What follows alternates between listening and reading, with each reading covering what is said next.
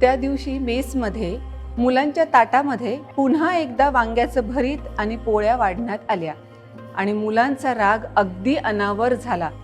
त्यातल्या काही मुलांनी लगेच आरडाओरडा गोंधळ घालायला सुरुवात केली आणि काही मुलांना तर एवढा राग आलेला होता की चक्क त्या भरलेल्या ताटांमध्ये त्यांनी पाणी ओतायला सुरुवात केली.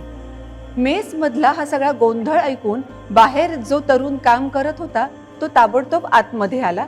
त्यानं जस्ट मेसमध्ये काय चाललंय नजर फिरवली. त्याच्या लक्षात आलं नेमकं काय झालंय आणि सगळेजण त्याच्याकडेच पाहत असताना त्यानं सरळ ज्या ताटामध्ये पाणी ओतलेलं होतं ते ताट हातामध्ये घेतलं. हातानेच त्या ताटातलं पाणी अलगद काढून टाकलं आणि ते वांग्याचं भरीत आणि ओली झालेली पोळी जी होती ती ताटामध्ये तशीच ठेवून तो खाली जमिनीवर फटकल मारून बसला आणि त्यानं ती ओली पोळी त्या ओल्या भरीतासोबत खायला सुरुवात केली. आता मात्र सगळेच विद्यार्थी एकदम स्तब्ध झाले. हे काय चाललंय नेमकं त्यांना सुद्धा नेमकं कळतच नव्हतं. मग अशा परिस्थितीमध्ये 2-4 घास खाऊन झाल्यावर हा तरुण त्या मुलांना म्हणाला की तुम्हाला जर हे अन्न खायचं नव्हतं तर ताटात पाणी ओतण्याची काय गरज होती. कदाचित हेच अन्न दुसऱ्या कुणासाठी तरी वापरता आलं असतं ना. आणि मुलांना तुम्ही खरंच नशीबवान स्वतःला समजलं पाहिजे की किमान तुम्हाला हे अन्न तरी मिळतंय. तुम्ही जर माझ्यासोबत शेजार पाजारच्या खेडेगावांमध्ये गावोगावी जर याल ना तर तुमच्या लक्षात असं येईल की इतकी सारी माणसं अशी आहेत की ज्यांच्या नशिबात एवढं असंही अन्न नसतं.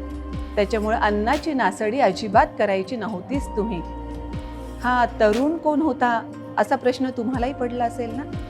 हा तरुण म्हणजे आपल्या भारताचे 3रे राष्ट्रपती डॉक्टर झाकीर हुसेन. त्यांचं बालपण अतिशय हालाखीच्या परिस्थितीमध्ये गेलं. वयाच्या 10व्याच वर्षी त्यांच्या वडिलांचं निधन झालं आणि वयाच्या 13व्या वर्षी त्यांच्या आईचं निधन झालं. मग स्वतः काम करून त्यांनी स्वतःचं शिक्षण केलं आणि इतकंच नव्हे राष्ट्रपती पदापर्यंत सुद्धा ते पोहोचले. जर हा तरुण त्यावेळेस अन्नाच्या बर्बादीबद्दलचा असा विचार करत असेल आणि अन्नाची नासाडी होऊ नये याच्यासाठी स्वतः ती ओली पोळी आणि ओलं भरीत खात असेल तर आपणही अन्नाची नासाडी करताना थोडा तरी विचार करायला हवा की नाही. किती जण आपल्यापैकी असे आहेत की ताटामध्ये तसंच अन्न सोडून जातात. किती जण असे आहेत की एवढं अन्न आपल्याला लागत नाही माहीत असतानाही बफे सिस्टीममध्ये पुन्हा तिकडे उठून कोण जाणार असा विचार करत सगळेच्या सगळेच पदार्थ ताटामध्ये थोडे थोडे तरी घेतात. पोट भरून जातं, उरलेलं अन्न तसंच वाया जातं. म्हणूनच तर अन्नाची नासडी टाळण्याचा मार्ग आपल्याही हातामध्ये असतो की नाही. यानंतर आपण असा अन्नाचा अपव्यय टाळू शकू जर प्रयत्न केला तर नक्कीच. अन्नाचा अपव्यय होऊ नये याच्यासाठी तुम्ही काय करणार आहात हे आम्हाला सुद्धा ऐकण्याची खरंच खूप इच्छा आहे. खाली कमेंट बॉक्समध्ये लिहून कळवाल ना. आम्ही वाट पाहतोय तुमच्या कमेंट्सची. थँक्यू.